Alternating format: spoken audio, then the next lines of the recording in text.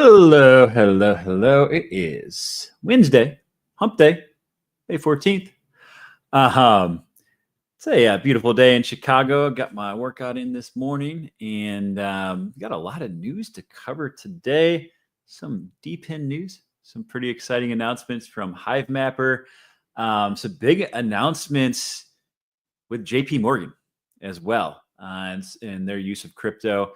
And then obviously Trump is over in the Middle East making some huge partnerships, some big commitments happening over there as well.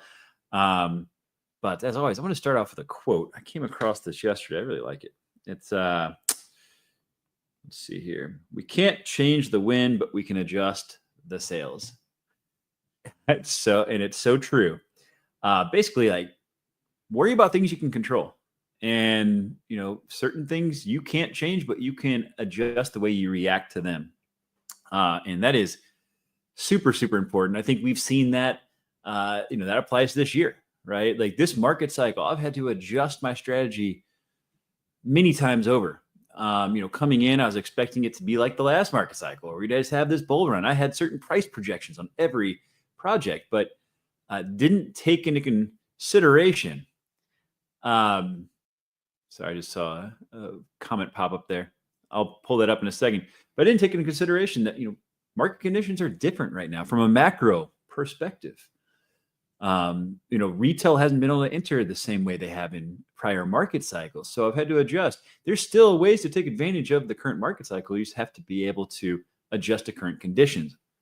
And I'll tell you, the same thing is true with political stuff. Like I have friends that absolutely detest Trump, but they let it ruin their day. And I'm like, man, you can dislike a person for sure, but like, don't let it ruin your day. And in fact, how can you use that to your advantage, right? Because the one thing about him is he doesn't stop talking and tweeting. So you can read between the lines and get a lot more information than you have with prior presidents. So there's ways to actually leverage that information to your advantage. That's why, I cover the DePIN stuff, the crypto stuff, the macroeconomic stuff. Because what's the Fed doing? What's the economy look like? Even global events, tensions globally can lead to higher oil prices, which can lead to higher inflation and can impact, it's all connected. So like, that's why it's so important to look at everything holistically, sift through the bullshit, because there's a lot of that out there, and, take the data points that are important and really pull it all together, and then you can play all that, right? So I think it's really, really important to go at things with a moderate view, with an open mind, is what I'm saying. All right. What did he say here? He said, quick shout out to Helium deploy, switch my GeoNet device delayed. GeoNet device shipped out within a day. Yeah, y'all. Helium deploy has been great. They're fantastic. So highly recommend checking them out if you're looking to get DePIN devices, DePIN hardware. So yeah, shout out to Helium Deploy for sure. For sure. But how's everybody doing today? We're gonna bust through the news. At the top of the hour, I've got a space that I'm going to be hopping on. I highly recommend you all check it out from DABA Network. So I'll be one of the speakers there. I do it every Wednesday. So should have a pretty good group today on that X space. If you haven't already, make sure to like the video. If you're on X, share. If you're on X, follow me on YouTube too. Follow me on both, because I put out not just live streams, but I put out other videos as well. Deep dives. I've got a bunch of interviews coming up as well with project founders. So I'm really excited about that. I've got a handful lined up over the next week and a half. But with that said, let's get into the DePIN news.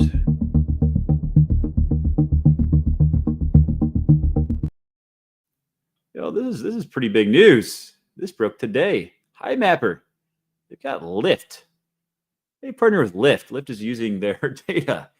That's pretty remarkable. I did not know that was coming. I'll say that much. If you go over here, they've now announced all these, really, I think since the beginning of this year, I'm pretty sure. Yeah, here you got Trimble, TomTom, Mapbox, LYFT. There are still 3 more that they have yet to announce. So I imagine those will be coming soon. But That's massive news. I mean, Web 2, company like LYFT using B maps, that's basically they're leveraging the Hivemapper data. That's massive. That's massive. But you know what? The market is kind of dead from from altcoins, man. Like this type of news, if we were in the midst of a bull run, we would have seen such a big pump off of that news. We're just not seeing it right now. But still, huge news nonetheless. With LYFT using Hivemapper data, would love to see some of that in some of the media news reports. See some action here with Hivemapper, but still sitting at, we've seen a little bit of a bounce in the price, but nothing massive. But exciting partnership announcement, customer announcement there. WeatherXM came out today. They said they've now deployed 320 stations in South Africa. So that's huge, man. They're doing their targeted rollouts. So you can join, you can click on this. So you can invest in the weather stations. They'll actually install them for you and you'll get token rewards. So they're kind of taking the approach that DABA is taking there. WeatherXM had done something like this already, but I don't think they had opened it up quite like this to the community. So that's exciting stuff. Their whole deal, and especially in developing countries, they lack weather data. We have, like in the US, we have so much government funding that goes to our weather forecasting. When I was doing my research for their deep dive video, is pretty fascinating. Our 7-day forecast in the US is as good as the 1-day forecast in many parts of the world. So especially for farmers, having better weather data makes a massive difference. And then for them to be able to get crop insurance, that's a big problem for a lot of the agriculture around the world, is that insurance companies don't have weather data to properly assess what the insurance premium should be. So a lot of these farmers around the world are without crop insurance. So this is really big that they're getting these deployments out in some of these countries. So super excited to see that taking place. Again, we haven't seen a massive move in any of the small alts, but you know how this generally works, by the way. You see Bitcoin makes its move. We've been seeing that this whole market cycle. And then you see normally the large caps, so your Solanas, your Ethereums, which we're seeing right now. And then you start to see that funnel into the smaller caps. So that's how it's worked in prior market cycles. Hopefully we continue to see that this time around. WeatherXM, though, I mean, currently $16.3 million market cap. Like, I don't know, y'all. We'll see where that goes for sure. Another thing, Render Network. So this guy, I forget how to pronounce his name, but I've listened to some podcasts with him. He's really big into AI, and he's talking about how how he's using Render, and just massive news. Render is, when it comes to the decentralized cloud compute protocols, and I covered a bunch of these yesterday, that's probably the most well-known one. Amir from Helium posted this today, talking about the revenue from these different protocols. So Helium is the blue down here. Obviously, we're seeing growth there. And then Render is right there with them, really. So I think Render is, obviously one of my favorite projects. I have a pretty decent sized investment in Render myself. And then looking at Helium, sitting at 378. It's just like the DePIN projects, like price wise, they're all building. Well, not all of them. The ones I cover are building. And the prices have just kind of been dead, unfortunately. By the way, I'm just starting to do some research on one Sourceful. Getting some comments about that. So I'm not gonna pull up today. I got to do some research, but I will cover that project because a lot of people seem to like that one. One of the ones I want to highlight, though, is Arweave. I touched on it yesterday a little bit, but when it comes to storage, I mean, you have your file coins. There's a couple other ones that have come out. There's like a Walrus one that came out recently that's like super high market cap. Arweave to me is my number one storage play, and it's not even close. They're doing permanent storage where you pay one time up front, your file is stored on the network forever. It's getting massive usage. I just don't think people quite understand the tokenomics behind it. It is deflationary. You don't have to worry about, like, one of the problems that it would have with Filecoin, and Filecoin gets a lot of usage. Okay, I know a lot of people love that project, but if you look at how many tokens went into circulation since the last market cycle, that's why the price has kind of sucked. Arweave, we look at their circulating supply, it's all in circulation, it's deflationary. So this is one that I think can absolutely run in a major way, and it's getting such massive usage as well. This is one, this guy, it's absolutely true. Like, when NFTs started getting on Arweave, you see this massive spike in usage and the amount of transactions. So to me, this is one that I continue to add to, that I'm really, really bullish on. The other thing is AO. It's a supercomputer project that's built on top of Arweave's infrastructure. And that one's sitting at like $15, sitting at a $54 million market cap right now. I have exposure to this project. If you hold Arweave, by the way, and let me go back to Arweave real quick and show you. So, like, if you're in the US, crypto.com is probably the easiest exchange to use. You got KuCoin on here as well. Make sure, if you're a holder, I would recommend that you put it into the Arweave wallet, which they just changed the name of it. Let me see what that's called now. Wander wallet. Because just by holding Arweave in your Wander wallet, you earn AO tokens just for being an Arweave holder. If you leave it on the exchange earns those tokens, and they're likely not going to divvy those out to Arweave holders, unfortunately. It's up to the exchange.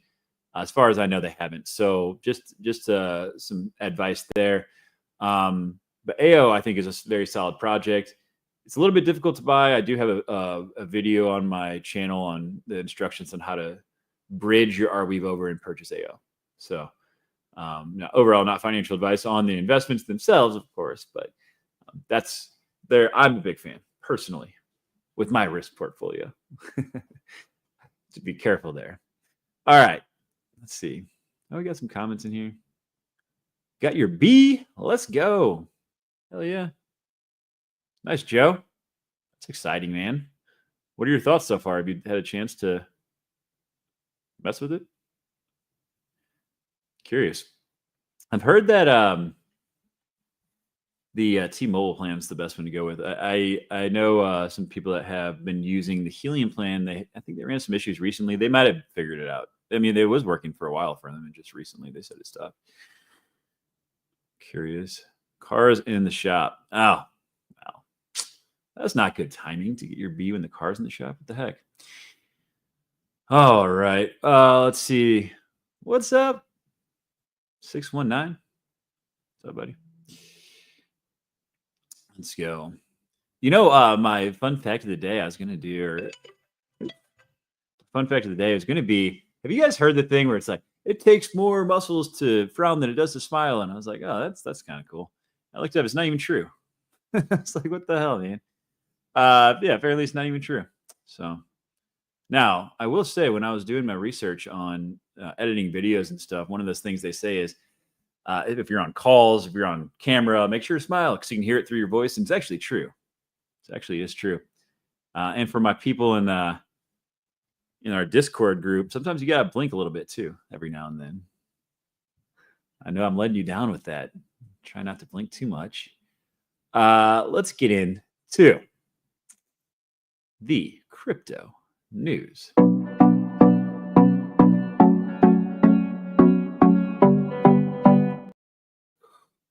JP Morgan. This is freaking pretty massive news, actually.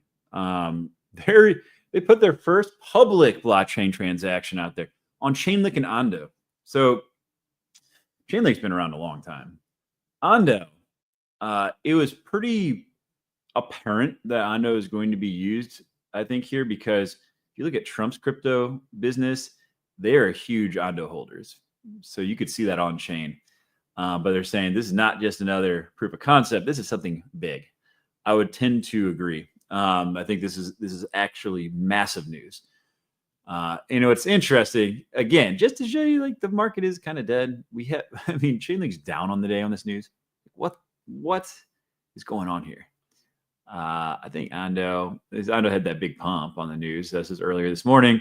Back down now. So markets are kind of dead.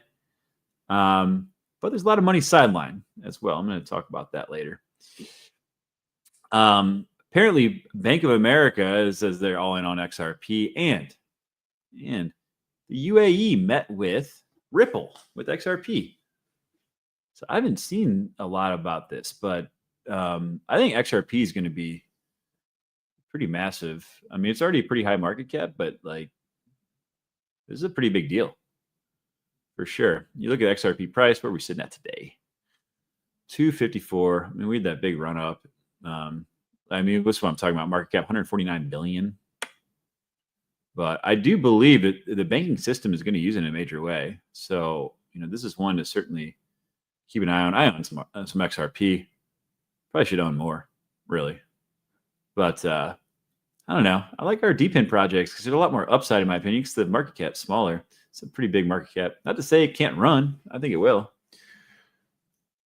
UBS came out and said that their rich clients are diversifying 5% of their assets into crypto. Yes, follow the money. Follow the money. What's the smart money doing?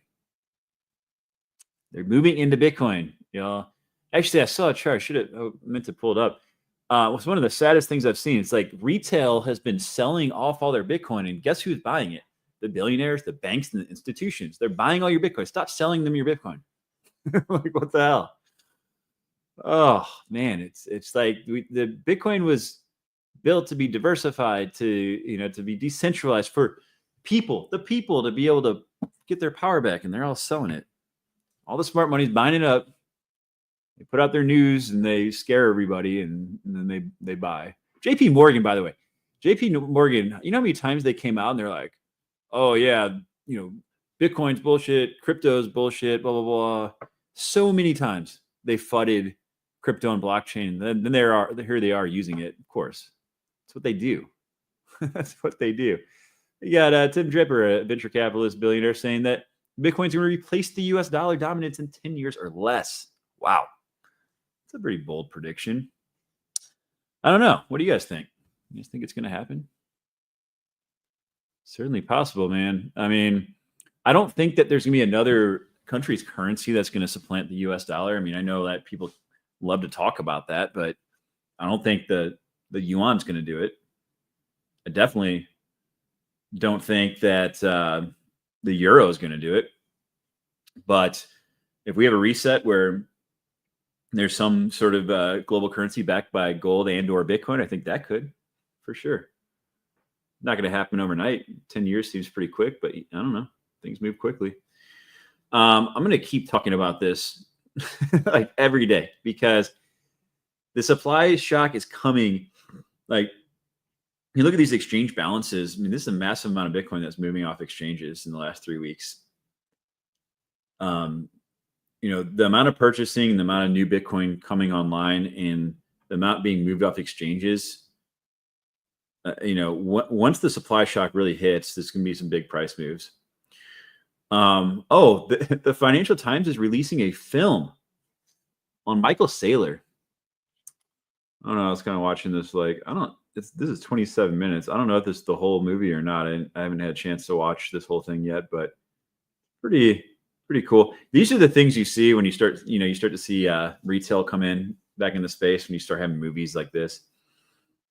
You start seeing Bitcoin price. Once we hit that supply shock, it's funny. Like, everyone's like, "Oh yeah, I'm gonna wait for it to get to 70," and it gets down to like 70, and they're like, "I'm gonna wait till it gets to 50." Now it's back up to 100, and they're like, "Nah, too expensive." And then it'll get to 140. Everyone's like, "Oh man, I gotta buy it." It's just how it goes. It's funny, man. Steak and Shake. Look at that. We're gonna have some Bitcoin burgers. They're starting to accept Bitcoin. You know what's unfortunate about this? I read a story about somebody posted that they called up their local Steak and Shake, and they're like, "Hey, so how are you guys accepting your Bitcoin payments?" And the owner's like, "Well, I guess we're gonna have to do it." And he's like, "Well, I'm gonna bring a bunch of people in to spend Bitcoin at your location." And the franchise owner's like, "I hope you don't." Like, damn. Well, not everyone's going to be on board. So I guess some of the franchise owners aren't super happy about it, but kick rocks, buddy. Kick rocks, because it's coming. The movement's coming. All right. Coinbase CEO Brian Armstrong is calling on Congress to pass crypto stablecoin legislation. This is a big deal because I think it's like a week ago, the Genius, the stablecoin bill, got shot down. I think it was like 49-48. It was like very, very close vote. And some of the stuff I'm reading, they're like, hey, if this bill doesn't get passed, it's going to really change the trajectory of what we can do politically in the US over the next like 4 to 5 years for crypto. And it's really, really important this thing gets passed. And people were like ripping on Brian Armstrong for not putting out public support about it. It sounds like, when did this come out? This came out today. Oh, less than about an hour ago. Wow. So apparently he is now coming out and voicing support for this bill. So this is really important. And this is a change because prior to this, he had not. So that's good to see. We definitely want that bill to get passed for sure. I thought this was funny. Did you guys hear about, I covered this yesterday, but in France, there's people like kidnapping relatives of crypto CEOs and holding them for ransom. This guy posted this. He's like, all these kidnappings in France are super frightening. I live in constant fear they're going to kidnap my mother-in-law who lives at, he says the address, and she gets off work at 6 p.m. Like, oh man, that's pretty funny. And last thing I want to say about the broader crypto news before we get into the macro stuff. Everyone's a genius in a bull market. The real ones survived the bear. And this is so, so true. Yeah, man, when the market's going crazy, everyone's a genius. They're all like, oh, look at I told you all along that this project was going to do well. Half of them deleted all their tweets when the market was down. It's such BS. The bear markets are where to pay the close attention. It's where the big opportunities are. This last bear market, if you had enough powder sideline, you could be easily retired right now. So that's where you get that's the best time to invest, as Warren Buffett says, be greedy when others are fearful and be fearful when others are greedy. But the other thing I would say is the down times in the market is when it's really good idea to pay close attention to which teams are building. And which, what do they call them? I guess KOLs, whatever, YouTubers, the ones that disappeared during the bear markets.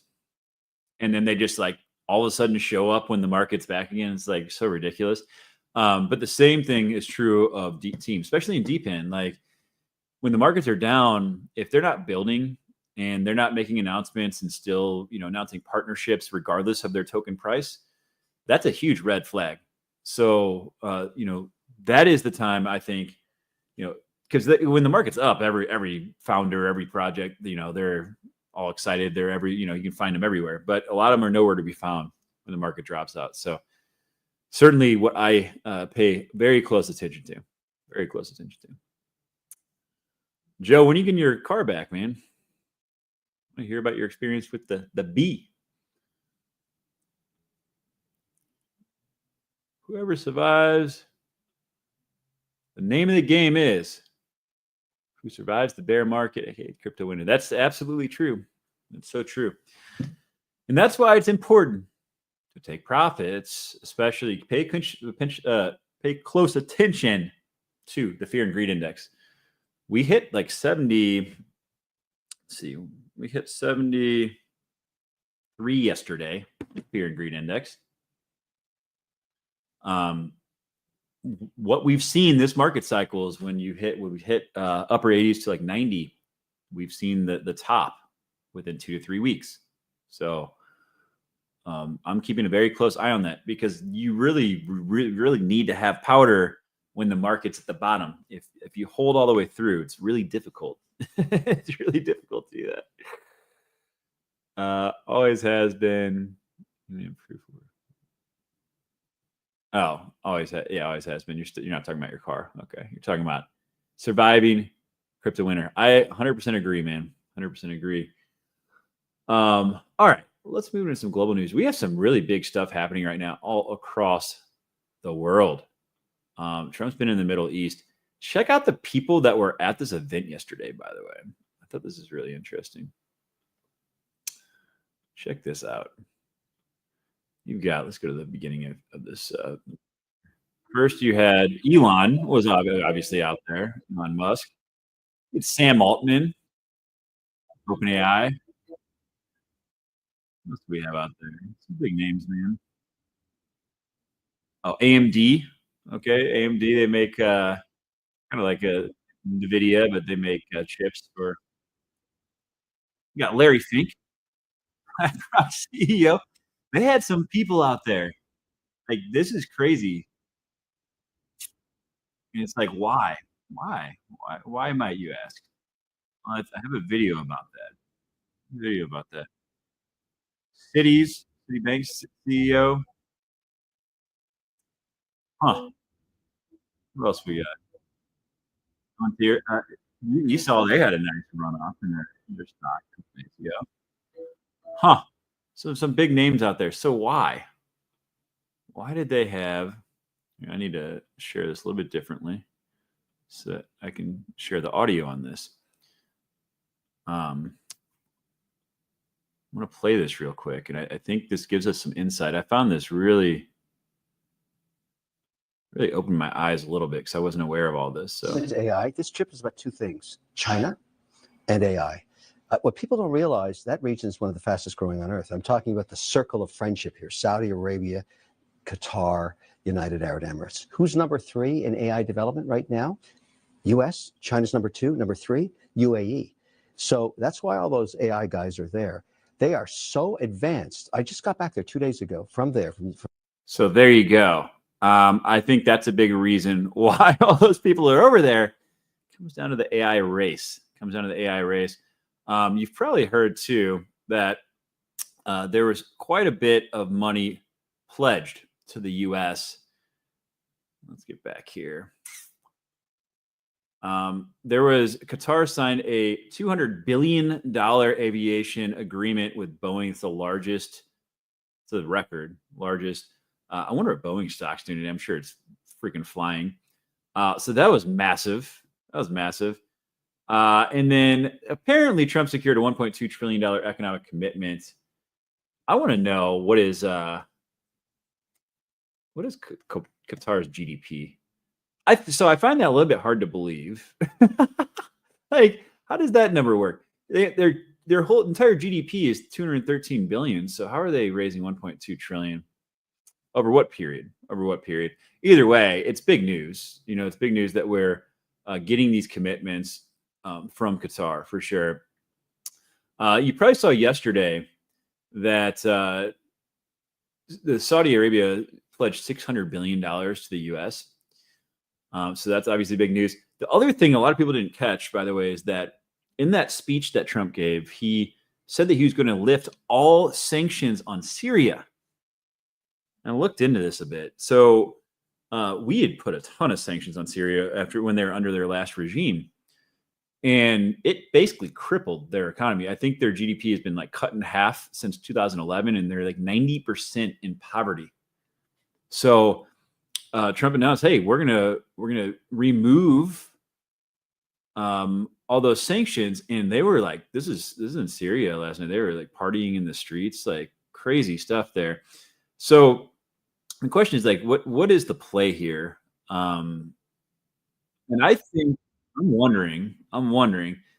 I think part of it is we're worried about China going in. I think a part of it's a play against Iran too, because we're trying to stop Iran from having nuclear weapons. I think that they had been holding power over Syria to an extent. So I think we're trying to restore or develop relationships. Part of it, though, I think is money. Okay, and I don't know this for a fact, but I think the question is, for all this money that's being pledged to the U.S., does it have anything to do with this? Okay, this is a big problem for the U.S. right now. This 10-year Treasury. We're going to hear a lot more about this. I mean, you're seeing more and more posts about it, but this 10-year Treasury at 4.5%, that's a problem. Okay, we have an estimated $9.2 trillion of debts. So roughly, a quarter of our national debt that is coming to duration over the next 12 months. A lot of that is, I believe, in June and July. And this percentage is going to determine how much interest we're paying on that debt now and into the future. So we need to get this percentage down. We need to get it down quickly. And one of the big issues that people are talking about right now is if you look at which countries are the big holders, number one is Japan, then you have China, and you have the UK. Japan's holding $1.1 trillion of treasuries. China's holding 784 billion, and UK holding 750 billion. Now, there have been stories coming out like, hey, there's this massive bazooka in the trade war they could pull out. Will they do it? I don't know. Basically, what would happen, and there are rumors that this was their plan, is for Japan and China to just unload and sell off our treasuries. What that would do is effectively decrease the demand. It would push this percentage up. So we're at 4.5%. If they push this up, that means we're going to be paying a lot more interest on that debt that's rolling over. So they could essentially crush us. That would be really, really damaging to the US dollar. So that's why I wonder, like, some of this stuff's happening over here. You look at these holders. Yeah, Saudi Arabia's on the list, but how much are they holding right now? 126 billion. I looked up at Qatar. I think they have like 1.6 billion. So, like, is part of this deal that we're working out to get them to buy treasuries? It would not be a bad move, actually. It would not be a bad move, because that would kind of screw China and Japan if that was their plan, to unload treasuries to mess with the US dollar and our debt. So I wouldn't be surprised. There's a couple other things they can do, by the way, with our treasuries. Like, they could make it so that our banks can hold more. They could, make it so that some of our corporations here domestically can hold more treasuries. But the fact of the matter is, we need people to be buying our treasuries right now. We need more demand on the treasuries. We need to push that 10-year down. There's a number of reasons why it could be going up. I mean, it could be the fact that people are expecting inflation to come back. It could also be that people are selling off treasuries. I mean, there were hedge funds that were selling them off. They were using this thing called the basis trade that started to unwind. But we need less selling. We need more buying. Speaking of inflation, by the way, inflation came in lower than expected yesterday. And I think a lot of people were a little bit surprised by that, because there's been all this talk about how tariffs are inflationary. But there's a lot of takes on this. A lot of people are saying that tariffs are deflationary. In that interview with Scott Bessent, I'll pull this up tomorrow, but I'll touch on it. That interview with Scott Bessent, when he interviewed with Tucker Carlson, they talked about the impact of the China tariffs from the first Trump presidency. And if you remember, we put 20% tariffs on them. The end result was like a 0.7% price increase to consumers. So in other words, a lot of that was eaten up by the companies in China that were sending product overseas. Now, the other thing to call out, of course, is that China was circumventing tariffs. They were shipping through like Vietnam, through Mexico. So that certainly softened some of the blow. But did you miss the Hivemapper talk? You did. We can talk about it again, though, real quick. Hivemapper, working with LYFT. Huge news. And there's a couple more on that couple more announcements that I think are coming there. If you look at the visual that they have with the blurred out logos. So that's massive news. But the fact of the matter is, we need people to buy treasuries. I thought this was interesting too. Warren Buffett holds 5.1% of the entire U.S. Treasury bill market. Like, what? That's so crazy. It's absolutely bananas. But yeah, I wouldn't be surprised. By the way, if you look at the agenda, number one was tariffs. The next thing they're going to talk about is this tax bill. So there's a couple of things being thrown around. You're gonna hear a lot more about the tax bill. I think their goal, part of it was saying that they're going to raise taxes on people making over 2.5 million, and they want to lower taxes for people making less than 200,000. We'll see what happens there. So I think tax bills going to be the next thing, and then deregulation. And they're taking a page out of Bill Clinton's book. He did this, where he came in, he cut government spending, and then was really big on deregulation to promote growth in the private sector.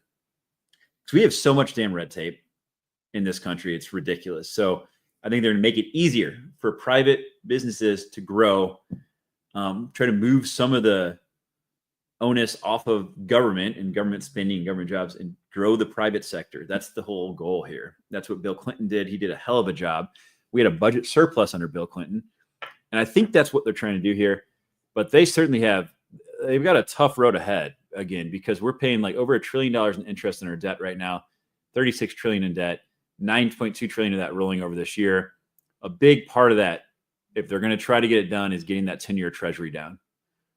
So if they are over it, getting these deals with Saudi Arabia, with Qatar, and part of that is them buying treasuries, I think that's going to be actually pretty genius. All right, let's see what else we got. There's some talks about Japan and Korea trade deals being close to finished. That'd be big news. I guess China's pissed off that we got our deal with the UK done. I think some of that deal with the UK was had some implications against them working with China, potentially. That's what it looks like. And this is what I was talking about earlier. There's a lot of money sidelined right now. In Europe, there's $12 trillion sitting in bank accounts. US, 11 trillion sitting in money markets. So that's a lot of money that can come back into the markets when people are ready. A lot of sideline capital. We could play this again. I just bring this up because this is what like the media is talking about right now, is this gift, this plane that Qatar gifted. I'll say from an optics standpoint, it doesn't look good to accept a gift like that. And I get why people are covering it and pissed off about it. But I mean, his whole thing was, I think Boeing was supposed to be replacing what the freaking Air Force One. And they were like years behind schedule. And Trump's like, look, it's gonna be a gift to the Defense Department. In a couple of years, we'll have our new plane. And they're like, are you going to use it after you're president? He's like, no. So I don't know. But I can understand why people are upset about it, honestly. Let's see. And then at the top of the hour, y'all, we have this space coming up. So definitely hop on there. And you know what? I'm going to cover it today. I talked about this yesterday a little bit. We're going to bust into this.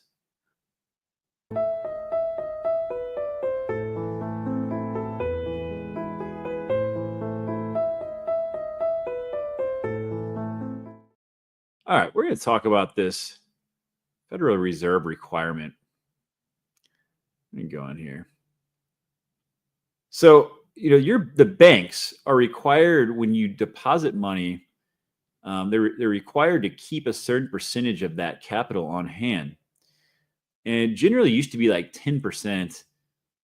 So when you'd go, if 10 people invested or put their money with the bank, they'd be able to get their cash out when they wanted.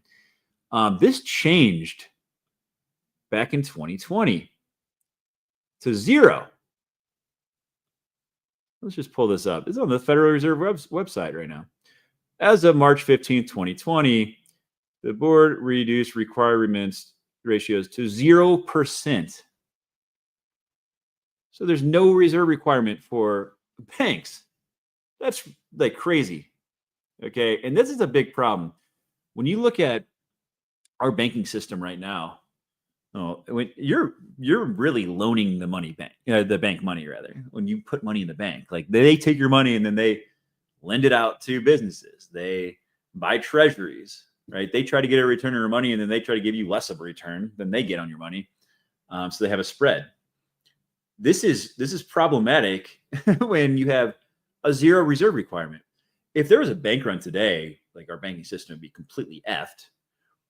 But the big problem is that they're sitting on massive unrealized losses. And their hope is that, their commercial real estate exposure will come back before they have to cash out on those liabilities, on those assets. Their hope is that commercial real estate market will bounce back in time so they don't have to sell at a loss. A lot of them bought treasuries too. And every time that 10-year treasury rate goes up, their holdings are less valuable. You think about this. Let me pull up that 10-year treasury rate again. Okay. So think about this. It's kind of an inverse relationship. If you can go and buy a 10-year treasury bill right now at 4.5%, and let's say that someone was holding a treasury at 3.5%, well, they're going to have to sell it at a discount, right? Same thing said. Let's say you buy this at 4.5%, you're holding this treasury bill, and a year from now, rates are down to 3.5%. Well, they're going to be someone's going to be willing to pay you more for your 4.5% return than what they get issued today at 3.5%, like in the future. Our banks bought a lot of these treasuries at much lower yields. So if they had to liquidate those assets, if there's a bank run, they had to go and sell off those treasuries. They have to do it so at a massive discount, right? A massive loss. And that's the big problem is our banking system sitting on these massive losses. That's why these regional banks are failing. They try not to keep, put it in the news too much because they don't want people to freak out. But Silicon Valley is a big one and they got bailed out by the government, but they can't keep bailing out banks. Just like eventually they can't keep doing it. Their bet is that the big banks are going to keep buying up the small banks and eventually they'll be too big to fail. That's their hope. But it's not great. That's another reason this rate needs to come down because our banks are getting crushed on their existing treasury holdings. It's not just the U.S. This stuff's going on in other areas too. Like China's banking system is screwed. They had to bail out their banking system last year. They were funneling money through their big banks to their small banks. The small banks were sitting on a ton of bad debt, and their real estate market got absolutely annihilated. So it's not just us. It's not just us. But yeah, the reserve requirement thing at 0% is pretty wild. You guys know about FDIC insurance, by the way? So I think it's $250,000. FDIC insurance, yeah, it's $250,000 per bank. So if you have money in the bank, it's not per bank account, it's per bank branch, okay, that you have your insurance. So if you had over $250,000 in your account and that bank goes belly up, you're out that money. You're screwed. The FDIC insurance covers you up to that amount. And there's only so much funding there. They spend a lot of that when they bailed out Silicon Valley. So if there's a massive bank failure, the U.S. government would be faced with a really, really tough decision. Hey, do we bail all these people out? Or do we say, F it? I bet they would just print a bunch of money and bail people out. But, this is stuff that could happen at some point. I hope not. I'm not trying to be like a doomsday person, but this is real. That's why holding crypto on chain, self-custodying is so important. That's why Bitcoin is so important, not keeping it on the damn exchange. Okay. I would not recommend doing that. But anyway, that's my rant of the day. What we got here?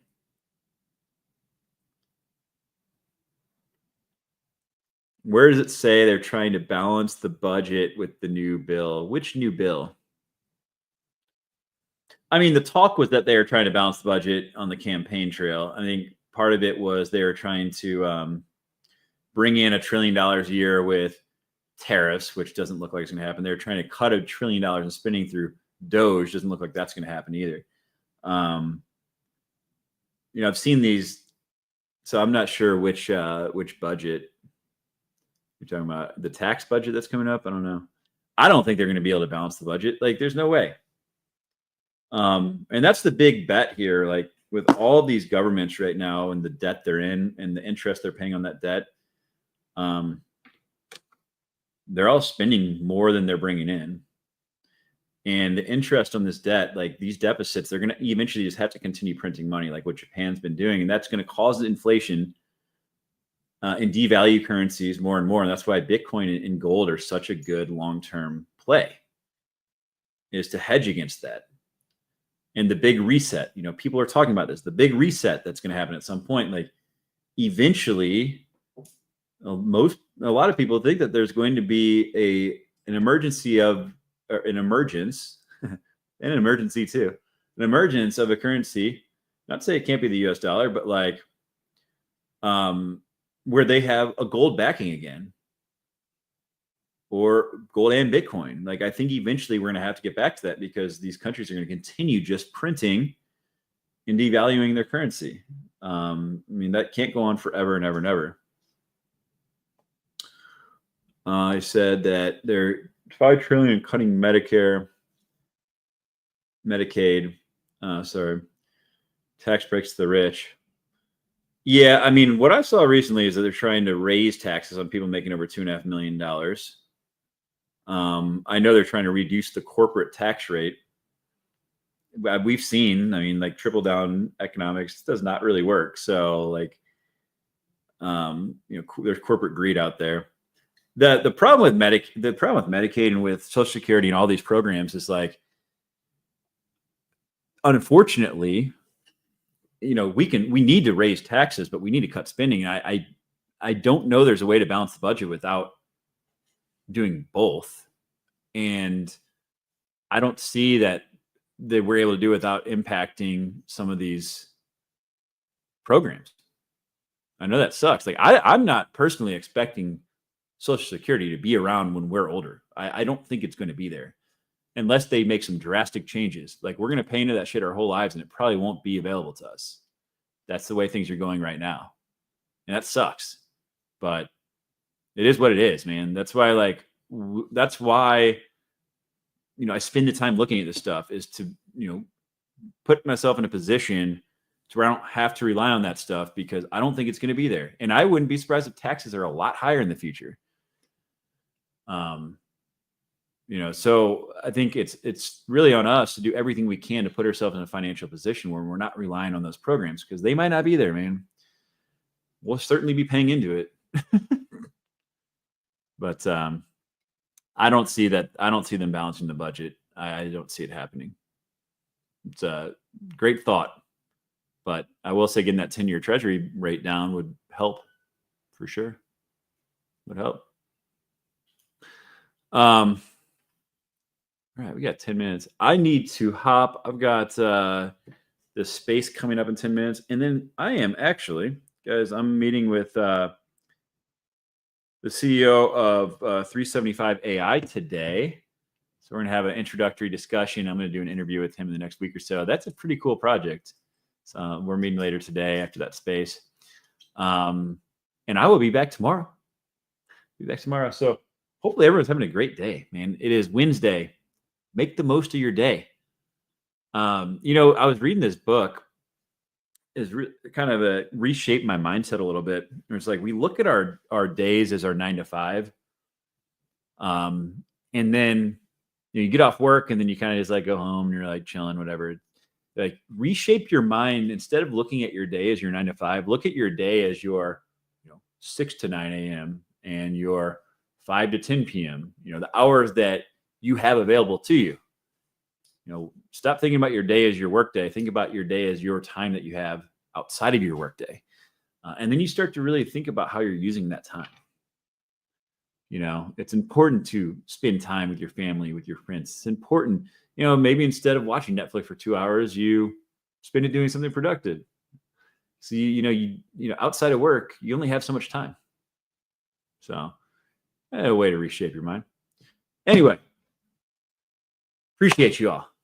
Appreciate you all that came in, that commented. Make sure to to share. If you don't follow me on X, follow me there. If you don't follow me on YouTube, follow me there. Cheers, y'all. I'll see you tomorrow.